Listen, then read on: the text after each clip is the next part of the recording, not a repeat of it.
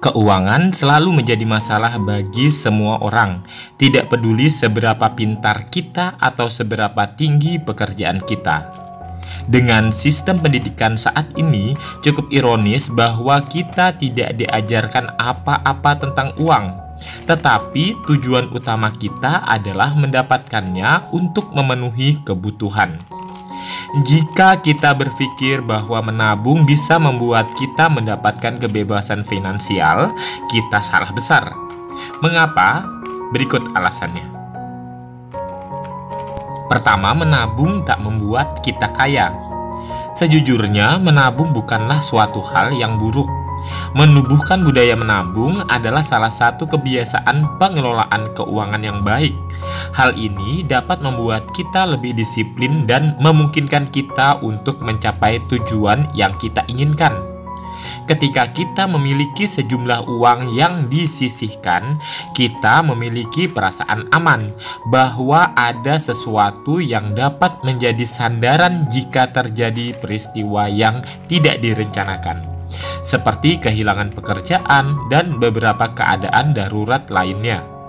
Sekarang kita lihat beberapa orang kaya di seluruh dunia seperti Bill Gates, Warren Buffett, Carlos Slim, Sergey Brin, atau miliarder Nigeria seperti Aliko Dangote, Mike Adegunuga, dan Feni Otedola, dan masih banyak lagi. Tahukah kita bahwa tidak ada satupun dari mereka yang mengaitkan kekayaan mereka dengan program tabungan?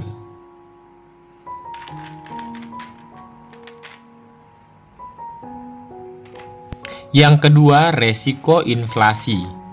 Ingat ketika kita dapat membeli banyak hal hanya dengan uang tunai Rp5.000 pada tahun 90-an.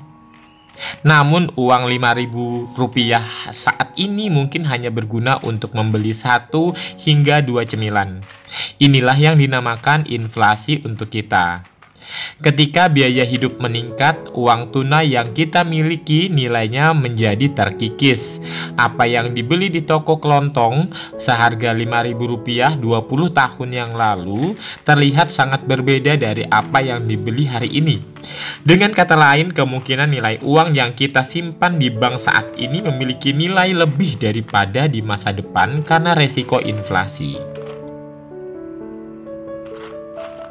Ketiga, dampak kebutuhan darurat. Peristiwa hidup tidak terjadi dalam satu garis lurus. Terkadang terjadi hal-hal yang tidak direncanakan, seperti kematian orang yang dicintai, kehilangan mata pencaharian, kebakaran, kecelakaan, perampokan, dan segala macam hal tak terduga lainnya. Ketika semua hal itu terjadi, kita tidak akan memiliki pilihan selain menggunakan apa yang telah kita simpan untuk memenuhi kebutuhan darurat itu. Terlepas dari tujuan awal kita menabung, kita akan merasa lega bahwa setidaknya dengan menggunakan tabungan kita dapat mengatasi masalah tersebut. Namun tahukah kita bahwa tanpa disadari peristiwa itu dapat menghancurkan semua tabungan kita dan membuat semuanya menjadi sia-sia? Kita mungkin harus memulai dari awal lagi untuk menabungnya kembali.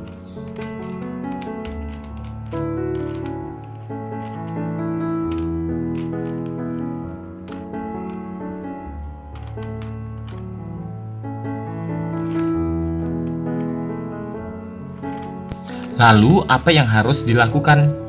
Apa yang dapat membuat kita kaya? Jawabannya cukup mudah. Buat uang kita bekerja dengan berinvestasi. Daripada menabung, lebih baik sisihkan uang kita untuk berinvestasi. Investasi dapat membuat uang kita beranak pinak.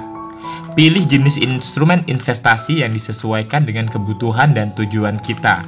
Menciptakan kebebasan finansial, impian bukanlah tentang seberapa banyak uang yang kita peroleh atau simpan. Ini tentang apa yang kita lakukan dengan uang itu.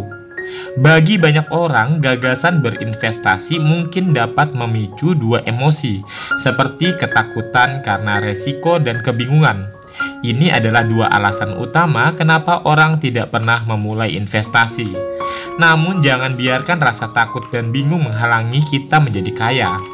Pada dasarnya, investasi adalah bisnis dan setiap bisnis pasti memiliki resiko. Resiko tidak dapat dihilangkan, tetapi bisa diminimalisir dengan manajemen keuangan yang baik. Setiap manajemen keuangan yang baik akan menciptakan finansial yang sehat. Cara mengatur keuangan yang sehat adalah salah satu solusi untuk membuat kondisi keuangan kita tetap stabil sampai akhir bulan, di mana akhirnya manajemen keuangan akan menciptakan keseimbangan antara keinginan dan kebutuhan kita.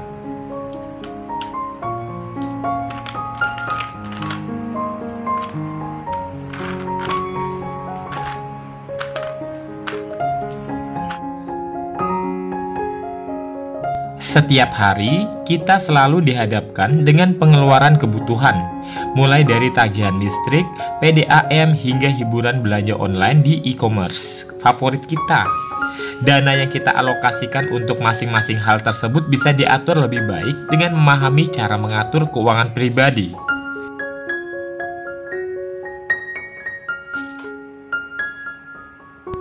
Beberapa hal yang harus diperhatikan dalam mengatur keuangan pribadi. Yang pertama, bedakan kebutuhan dan keinginan.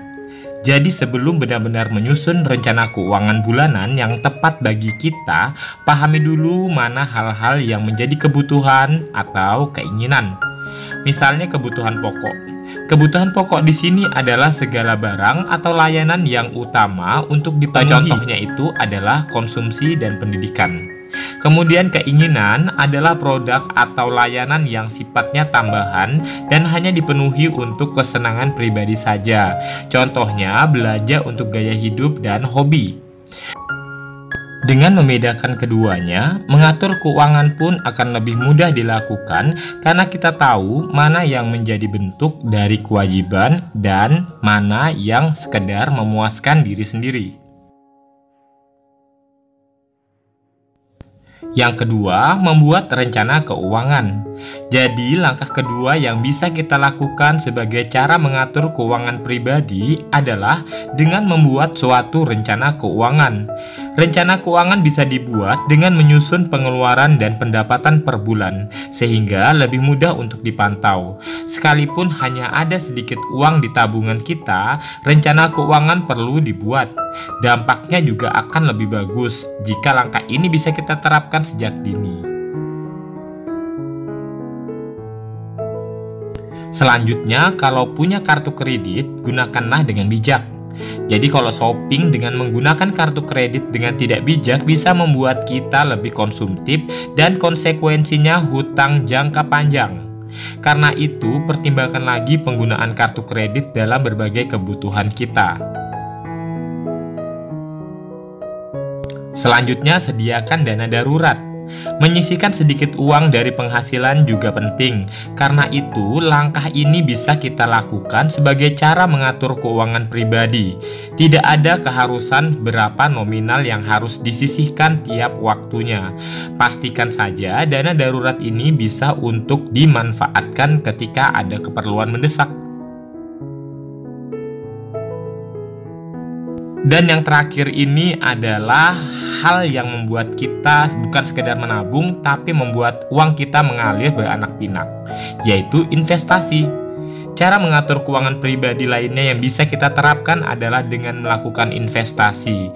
Tidak hanya saham dan properti, saat ini banyak inovasi teknologi keuangan lain seperti reksadana bisa kita jadikan untuk berinvestasi. Yang paling kecil dan paling mudah yaitu investasi emas.